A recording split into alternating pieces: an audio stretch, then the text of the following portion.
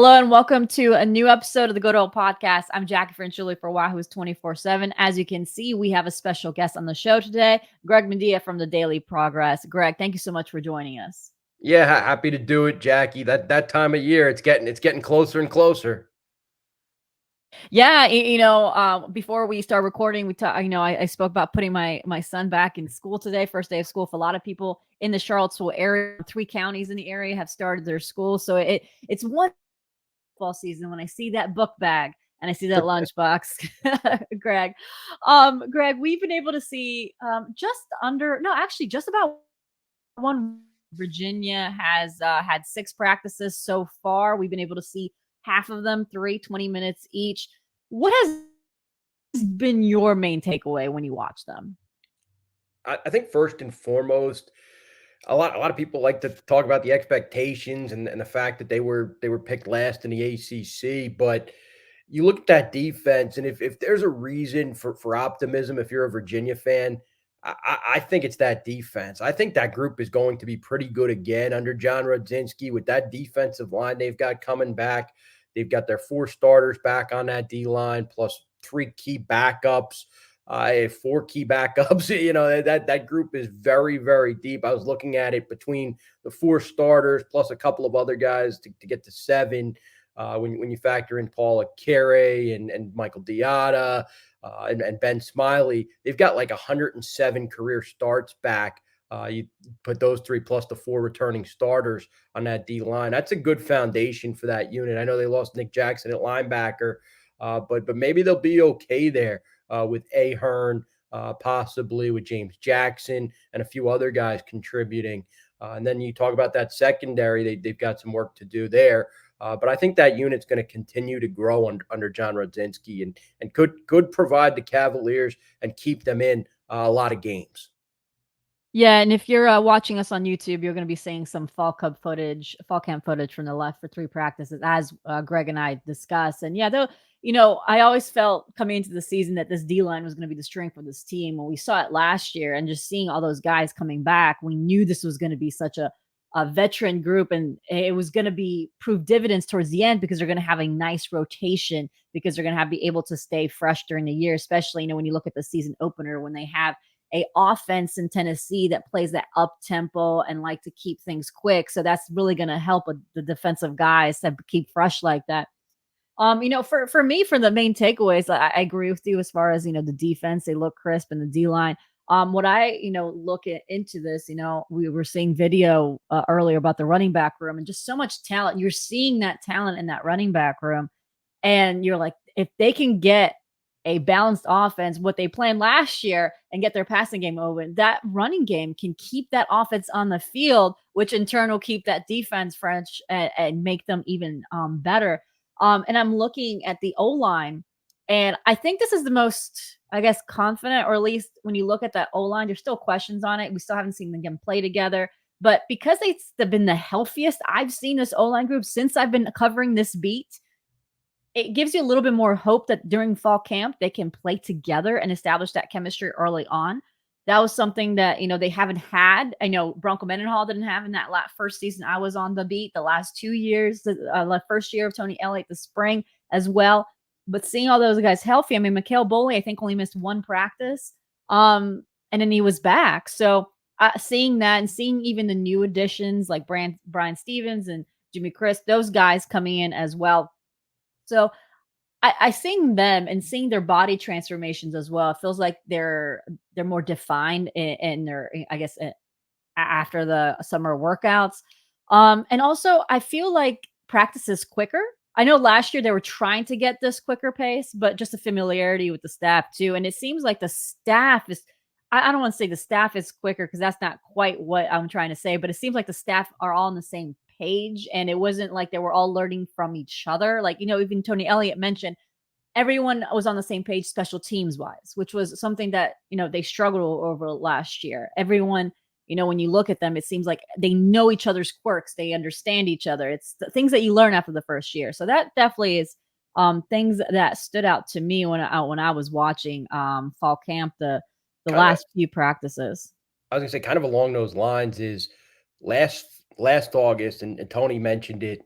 I think the first day of camp this year is last August, players were dealing with class and training Mhm. camp. This year, they're not in class, and they're just concentrated on football. And they've been able to meet during the day and then go practice, have a break, and then meet and then practice. It's so that there seems to be it's a fully football concentrated August for the Cavaliers, which Yeah. is a big deal. You think about all the changes that the program went through and experienced last year between coaching change, changing offensive philosophy, changing defensive philosophy. I think that that's probably a big deal that they weren't able to get that full day of football in August like most teams have around the country because they were balancing class last year. This year though, all football all the time, and I think that's to their benefit. Yeah, I remember last year during fall camp, as we're going in, and I you see Daniel Sparks walk off the field, and he's like, "I got class," and I think that's something that this year you don't see that because they obviously the first year is about learning. You got Tony Elliott coming in, first time head coach, also not understanding the dynamics at UVA, what needs to be done, and then with having that under his belt, he can talk to them, say, "Okay, let's change the summer schedule. Let's have classes summer A and summer B, like do little bit things differently," and it does show they can meet with the coaches and instead of going to class they're able to have meetings with the coaches. So that is definitely something that has certainly helped. And I touched on a little bit on the offensive line, Greg, but that is going to be the biggest story coming into this season. How is this offensive line going to do protecting Tony Muskett under center, because that is the pivotal question. When you think of last year, Brennan Armstrong, a lot of his problems early on in the season was because he was the most pressured quarterback in college football, according to Pro Football Focus.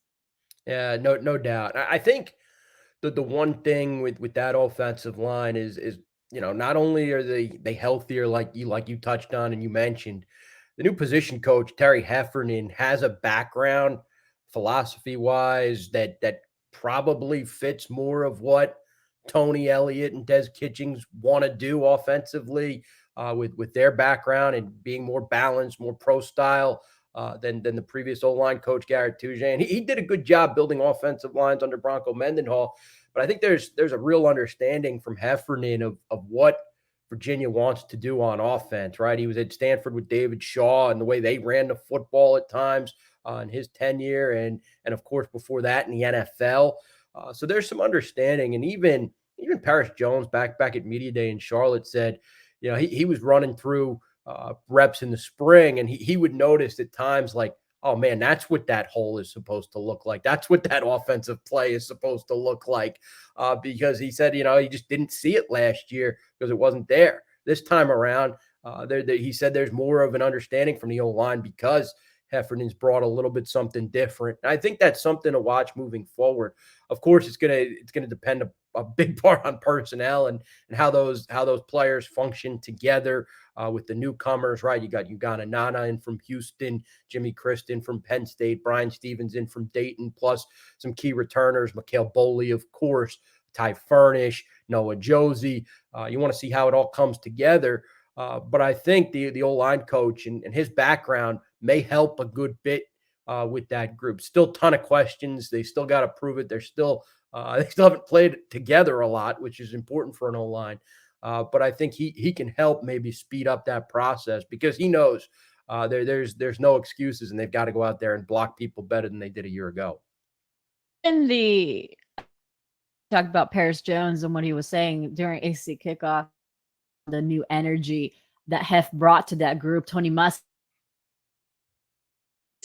first practice, he said that there was a new energy, that those guys were one of the first ones in the weight rooms, some of the last ones. They knew they were going to have a lot of questions coming into the season about them, and they were trying to make that work. That was something that both sets of offensive playmakers day as well as that first practice were talking about how big of the changes they've seen with the O line. And when you look at this group, talked about it during, we haven't seen yet. We haven't seen much of 11 on 11 work. We don't see a lot in those roles. We're actually going to probably see a little bit of scrimmage crossing our. Um. So, but when you look at, you're going to Ty Furnish is one center, but then Brian. best FCS guards according to Pro Football Focus, who he's an option there at center. He could also go. So you have Mikhail coming in at tackle, one guard position. On the other side, you got Noah Johnson. Then you might be considered Charlie Patterson. Are those some of the names that you're like when you're looking at that O line? You're like, these are the names you're kind of projecting in that first group. Yeah, I would think so. It's interesting. Uganda is kind of one that stands out to me. Didn't play a ton at Houston, right? Didn't start there, but came to Virginia, was at UVA during the spring, and got that first crack at left guard. And Heffernan said, he didn't let that job go during the spring because of his work ethic and the way he performed. So he's a guy I would watch to see if he can continue that throughout this month and toward that first game against Tennessee to see if he can hold on to that job. And he's in the mix for one of the spots on the interior. You mentioned Furnish and Josie, probably the others, along with Brian Stevens, who brings all that experience with him from Dayton as an older guy. Of course, there's a jump there too, right? The defensive linemen are a little bit bigger at this level than they are at the FCS level, where Brian Stevens was at Dayton, a non-scholarship program in a Pioneer Football League. So there's a bit of a jump there, but his experience should help him. And I think the goal probably coming out is they want to have multiple players who can fill some different positions, and so that they don't feel like they only have five or that there's a lack of depth. You'd probably want to have four players good enough to play the three interior spots, and probably three or four good enough to play the tackle spots. But I would think those names are the ones that you would project as players who could see the field come that first Saturday in September. Yeah, Hef was. I asked him about the rotation. He's like, I don't. You want to have a good deep rotation, but if you only trust five guys, you only trust five guys. But he's going to use the first couple games as Yeah. as opportunity for some more early playing time. I think he's like, if those are the games that you want to use so you can establish your five, but he said you're gonna have injuries. That's how football is. You're gonna have injuries. So he's hoping to have more, but he didn't want to give a number of the rotation. Hef is a guy that understands the power of words, and you didn't want to say too much about expectations setting for us before early this season. But yeah, and then one thing, we mentioned in the beginning of the episode how the D line was such a veteran group. I mean, how do you get tested every day at practice with this O line with such a veteran D line, and everyone has mentioned that. I mean, even talking to Chico Bennett and talking to Cam Butler, those guys are saying that they've seen the O line progress as well, and they're the guys who are going to grade these guys day in and day out. It's good to have that type of veteran leadership on that side of the ball to help Hef kind of cement what he wants. And before we kind of go to the break, let's talk about the other group that had some questions. And this is the secondary. When we think about who they lost last year, Anthony Johnson and Fentrell Cypress, the yin and yang of the secondary. Now, they do have veterans in that group. Antonio Clara and Eunice Sanker at safety, of course, are some of the big returners. But you also have Lex Long, who has moved from safety and has moved to a linebacker. So you're losing a veteran from that group. So when you think of he's taking reps at linebacker, you're thinking, okay, so that's one less guy at safety. And you see a couple guys changing position. Like Tavon Kyle is moved on to safety. You've got Micah Gaffney, who's moved to safety. You've got Elijah Gaines, who's now at safety as well. So the battle at corner, you're seeing as Cohen King, who's moved to corner. You're seeing Keandre Walker, a freshman, who's been a name that we've heard, and even Tony Elliott has mentioned. And then you've got two transfers, and Sam Westfall and Malcolm Green competing for one side of the corner. So it feels like they're really working on that versatility angle in the secondary, trying to get guys working in different positions. But it seems what things that we had seen in the spring, like Tavon Kyle at the corner, is things that we're seeing the adjustment. They're seeing a potential in other positions with these guys. So it's going to be interesting who actually fields that first game. Yeah, that's going to be fascinating to see who runs out there, especially at corner, right? 'Cause you have the idea that Clary will be at safety, Jonas Sanker will be at safety, and then somebody will fill that third spot, and then you look at you look at corner, and it could be any one of those four guys. And I think probably Cohen King has an inside track after talking to him earlier this week. You kind of get the sense that they moved him for a reason. He's played throughout the Virginia secondary in his career. Right, there's probably not a spot in the secondary that he hasn't played. He said he was anticipating another year at safety, but was asked a week before spring football began if they could try him at corner, and it's stuck since for him. So I think he's one to watch. He said he's really had to change the way he conditions himself this past summer. He said he concentrated a lot more on getting his legs strong because cornerback takes so much more of a toll on your legs than safety does, he says. So he's learned how to adapt that way. And then he said he also spent a lot of time studying with Jerome Cox, the defensive backs coach at Virginia, and trying to learn from him and pick up different things and really learn the way he teaches the position, because he said, it goes the last time he played corner a couple of years ago. He said, it went from reading a children's book to basically reading the encyclopedia. He said that was the difference in the level of teaching that he was getting at the corner position that, throughout the summer and during the spring, leading into this August training camp. So I think he's one to watch. Malcolm Green from Clemson, a former Highland Springs star, of course, and then there's Sam Westfall, and as you mentioned, the freshman Keandre Walker, who could be in the mix there. That's the position where you need multiple bodies. Virginia had 2 all ACC corners last year and really relied on those 2. But typically when you see some pass offenses, especially week 1 against Tennessee and Joe Milton and some of the quarterbacks they'll face really throughout the year, Drake May at Carolina, Riley Leonard at Duke, some really Tulia Tagovailoa at Maryland. You're going to need multiple corners to run out there and multiple guys you can trust to play that position. Yeah, depth is always the king when it comes to football and when you have a tough schedule like Virginia has this year. So we're going to take a quick break. On the way back, we're going to be talking about the quarterbacks and what we've seen from the offense, and then we'll talk about freshmen that we think could see the field early, and then obviously we're going to take some Wahoo's 24/7 questions like I teased on our message board. So we'll be right back.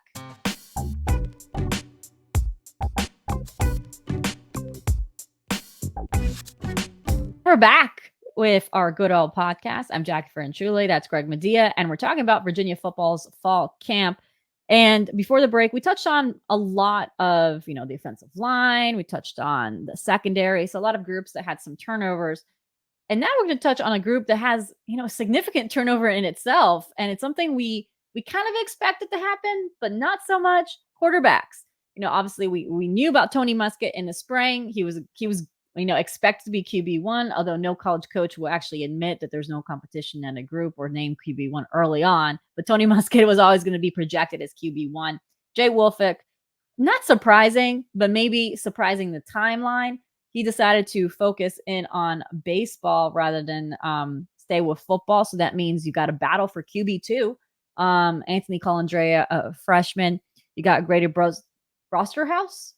Yeah. Roster. Yeah. I'm learning how to say that name. I have it. I'm got the romantic languages with Italian, so German is a little tougher for me. So you've got him competing there. You obviously got Delaney Crawford, who is such a freak athlete that you just see him getting on the field at some point this year, or at least some way for Virginia. When you look at that room, Greg, you obviously expect them to add guys in the transporter towards the end to kind of help with that depth, especially with Davis Lane moving to safety. But seeing Tony Muskett out there, and he threw some dimes out there when we saw him pass the ball in the last practice that was open to us. Anthony Colandrea has some moxie to him. But you know what?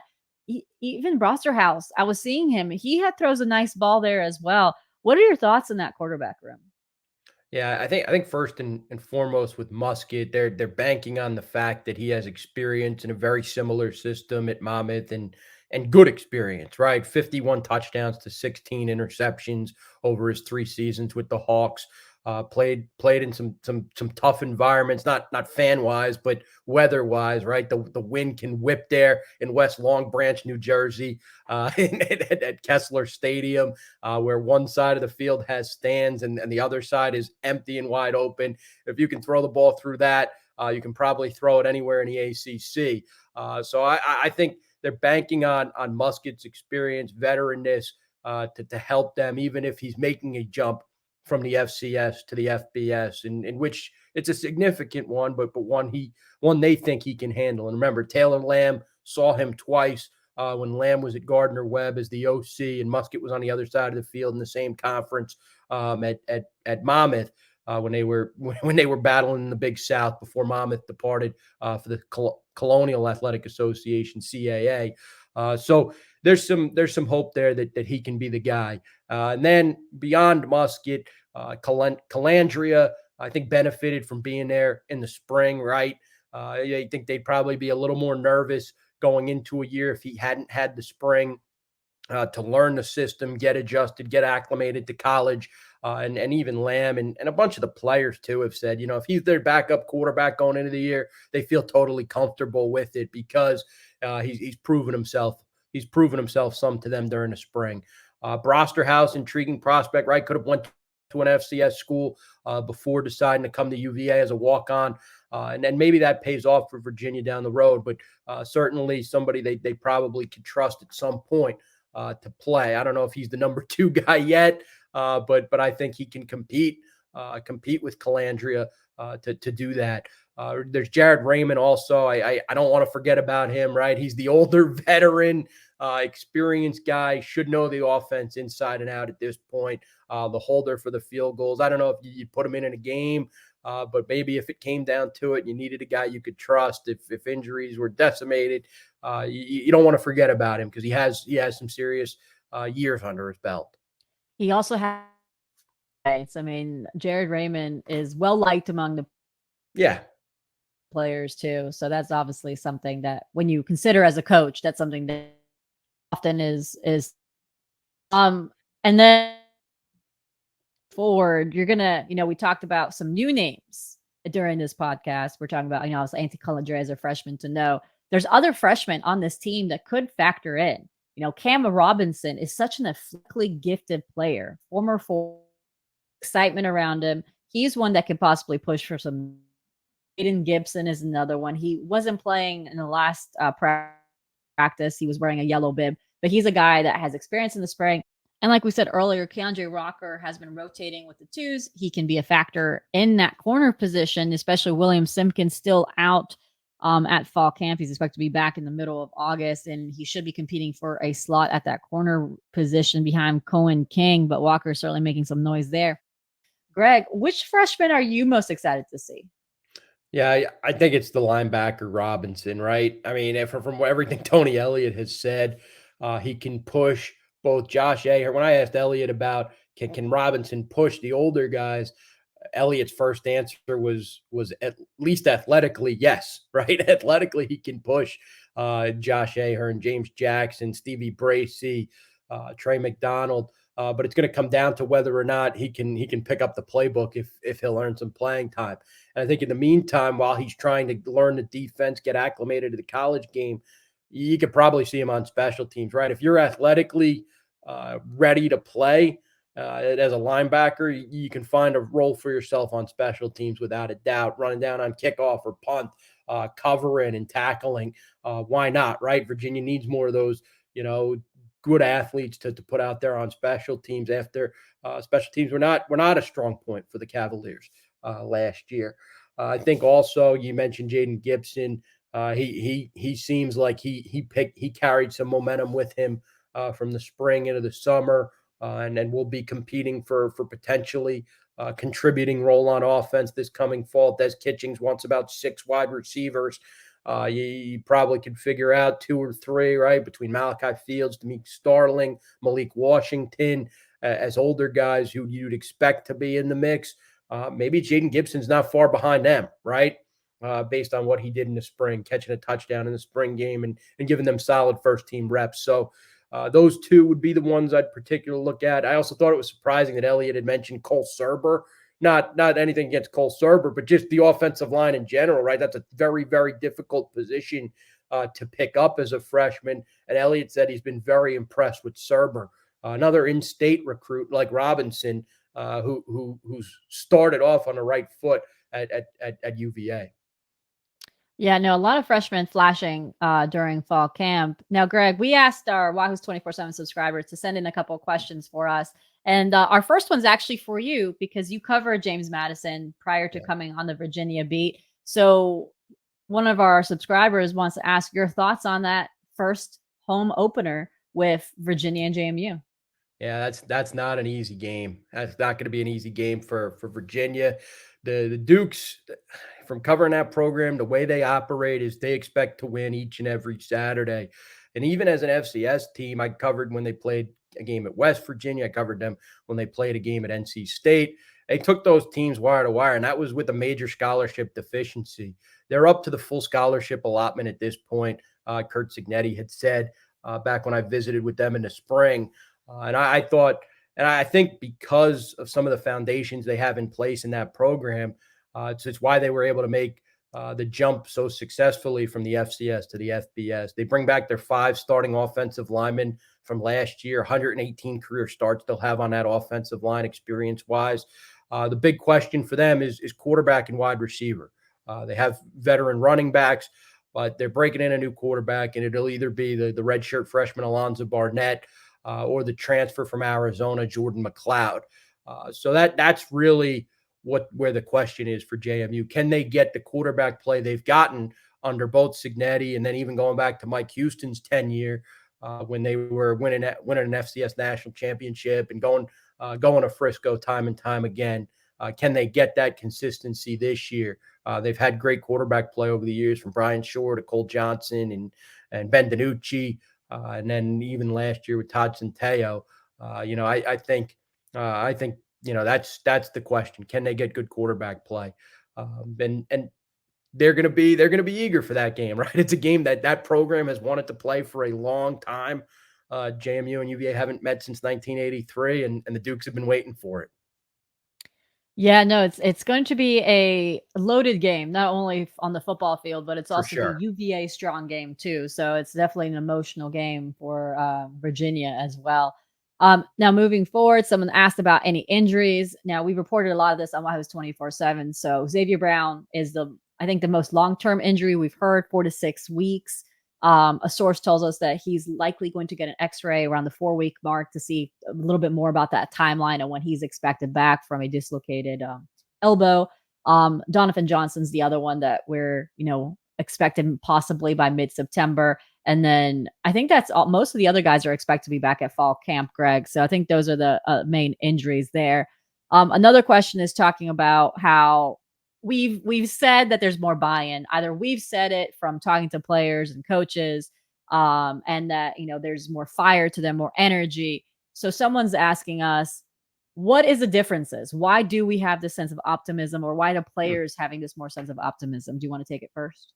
That's a really good question. Probably something we should ask Tony and the players. But I will say this. I think it starts with more buy-in probably from some upperclassmen that really want to do well for what Tony and that staff is asking them to do, and sees the vision, sees what's ahead, and how they can make it work. Whereas last year you're talking about players who were, I'm talking, Brennan Armstrong, Keaton Thompson, Dontavian Wicks, the older experienced guys who had a lot of success offensively, right? And what they were doing previously in that air raid system under Robert and I, and throwing the ball all over the yard. They were exciting, right? They were a very exciting offense, scoring touchdowns. They're probably thinking to themselves, and this is just me talking now. Uh, well, why, why change what worked, right? And there was some adjusting and some major major things to switch up for those guys, and maybe there wasn't complete buy-in, but now with a quarterback that understands the system, with players returning who have been in it for a while, I think that's why you're seeing the buy-in, right? You have more players that see the vision for it, and that haven't had the success that those older guys did last year. Yeah, I kind of agree with you too. And something that I've mentioned in our podcast too was the coaching change happened so differently than normal coaching changes that you usually cover. They didn't expect the coaching change. They were Correct. thrown off by the coaching change. And then you have a new guy coming in saying, we're going to change the culture, change what we're doing. And it's hard when you have something that for them was working. So you're gonna have two, you're gonna have heads butting there because you're like, well, I liked what the other guy was doing. I was doing well there. You're coming in and saying he was wrong. So it's natural human interaction there. There's gonna have some issues of saying, I don't agree. And even Tony Elliott admitted to us, and during the spring game, I remember asking how that buy-in was working. He said there was one guy just had 1 foot in the water. He was trying to get them to be 2 feet in the water. It's always easier when you have success to get those 2 feet in the water. It just didn't click that way. This year, you have the coaches getting players that fit their system. When they went to the transfer portal, they got the quarterback that fit their system. They also went and got, offensive linemen that could fit their system. They got play Malik Washington because they said that's a guy that would fit our. So theoretically, you see that because these guys either play the system or knowledge the system or the skill set to the system. So when they came over, they're more comfortable with how the practices are set up. What Tony Elliott also did was picked up guys that were familiar with him, with Malcolm Green and Kobe Kobe, Pace through the yeah. transfer portal. Those guys already knew, even though they're transfers, they already knew the expectation because guess what? They played with Tony Elliott when they were at Clemson. So they knew the Clemson way coming over. And that's also helped because those guys are going to be expected to play big roles. So there's not that little bump in the road where you expect, okay, there's might be some time for assimilation, but no, they already expected it. So there's those little pieces there. And when you watch fall camp too, it's only a minor thing, but last year during spring and fall, you saw some, guys like go one way in a drill and you're like, actually, no way, I'm going this way in this drill. This year, there's more of that. They understand the expect, they know what's next. And you see them talking to coaches more because of their schedule with the summer. So those little things is the reason why you're saying that maybe this team can be a little better than last year. And honestly, whenever I talk about the schedule and be the 3.5 at Vegas, I said if you're I would bet the over because of just how this season can potentially go for Virginia. So I think that's where the optimism comes from. Is there pieces are there that for this team, and when you talk to these players, the veterans now are more veterans that these guys recruited. Tony Muskett is a default veteran, but he's their guy. So that's where most of the optimism comes from. And I think Another question. I Yeah, was go gonna ahead. say, I think too, you can't understate how the tragedy has brought that team closer together. Fair. Yes. I mean, it's galvanized that locker room, and Yep. when Mike Hollins says leads jumping jacks and is pushing the team, Yep. it's hard to see them not be inspired and play together, right? He's an inspiration in himself and what they're doing to come together. It's so fascinating, right? Because there's that question of what should the expectation be to make it so that you honor those three who lost their lives last year. And Hollins, said it's practicing hard, it's playing hard. You don't want to measure it by wins and losses, but you want to make sure you're together and you show up every single day because there's that opportunity. And I think that has brought the team closer together. The way Tony and that staff led them through November and into the spring, admirable. Yeah, I think it was Antonio Clary in the spring. When we talked to Mike Collins the first time, we were able to talk to the players for the first time after the tragedy. He said, if I'm tired, I look up and I see Mike Collins still grinding. I can't be tired. I mean, I have no Yeah. excuse to be tired if Mike Collins is still working his butt off out there. So that's a low level of motivation that Mike has given to this program. Just seeing him out there and performing. I mean, again, I think he told us doctors didn't expect him to tie his own shoe within Yeah. 6 months. And look, he within 6 months he was playing in the spring practice, and now he's going full contact during fall camp. So I think the remarkable journey there says it all for how much this team is unified with that. Um, Now, another question here moving forward is about Starling. How are the coaches feeling about Demeke Starling, his improvements, and how has his performance in track translated on the football field too? And actually, Greg, I think Tony Elliott was asked about Starling during his post practice presser on Monday. Yeah, he's come along according to Elliott. Elliott had said he's really put together a couple of practices in a row, which is something he didn't do during the spring.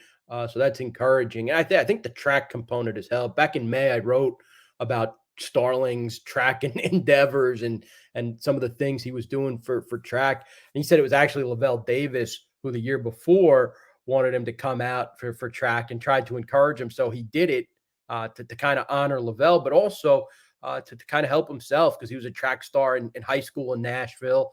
And really he took to it. And Vin Lanana, the track coach at Virginia, track and cross country coach for that matter, he had said, Starling's work ethic was great, and that Vin, wherever he's been, going back to his time at Stanford and Oregon, always had great relationships with the football program, and thought, if he could get sprinters and guys who want to run track from the football program, he'd be happy to have them. And he said, Starling really took to it and improved.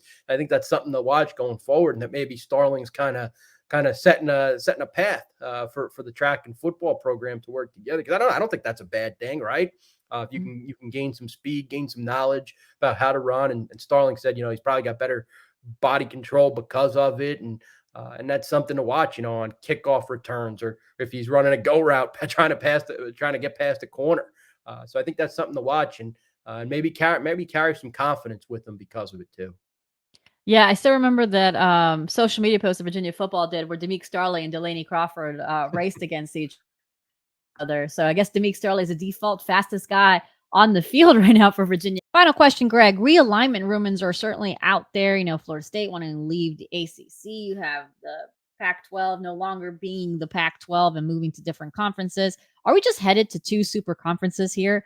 We've been talking about it for the last year when it comes to Virginia and realignment. And UVA as a program has a lot going for it between national championships and Olympic sports. They are highly regarded in the academics, AAU member when it comes to the Big Ten. And honestly, the big one here, they are a big TV market, a market that includes DC and Northern Virginia. Yeah, for sure. I think the most revenue in the ACC, last year, the year before too, just ahead of Florida State. So that says quite a bit. But when I think, what Virginia has done, not only basketball wise, but really across the board, and it's other sports. The baseball program's excellent. Right, College World Series appearances 6 times. The basketball team won a national championship a couple of years ago. The swimming is off the charts good. The tennis is off the charts good with national championships. Sure, they're an attractive team, and I think when you think about the Big Ten and the SEC, if those two leagues decided to keep going and building these super conferences, which is what it looks like it's becoming, right? Which one would want to expand their footprint if that's the way to go? The Big Ten could expand it south with Virginia and perhaps UNC, and the SEC could expand north. So that's what it would be, right? It'd be a fight. It'll be fascinating to see how it plays out over the next, however long it takes, 2 weeks or 10 years. But we'll see. We'll see what happens with it. But Virginia's in an interesting spot, right?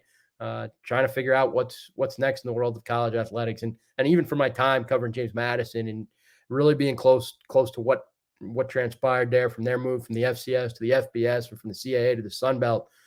Sometimes it's twists and turns, and crazy things can happen, and it can happen really, really fast, or it can take some time, depending on what it is. Yeah, it'll definitely be a long few years, I want to say. I don't think this is going to happen relatively quickly. Although the Pac-12 would like to not happen in that. Right? I mean, it's Pac-4, but it could be the Pac-2. I mean, it's going to be great.